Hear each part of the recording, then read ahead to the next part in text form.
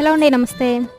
మనం తిన్న ఫ్రూట్స్ నుంచి సీడ్స్ తీసి వాటి నుంచి మొక్కలు రప్పించాలంటే నాకు చాలా ఇంట్రెస్ట్ అనమాట. సో, యాపిల్ మొక్కని ఎస్పెషల్‌గా యాపిల్ మొక్కని అట్లా చేయాలని నాకు ఎప్పటినుంచో కోరిక ఉండింది. సో, నేను ఎప్పుడు అట్లా యాపిల్ తిన్నా సీడ్స్ తీసి మట్టిలో వేసి ఒక 2, 3 డేస్ వెయిట్ చేసి ఇంకా అవి జర్మినేట్ అవ్వకపోతే వదిలేసేదాన్ననమాట. అవి కూడా అయ్యాయి కాదనుకోండి.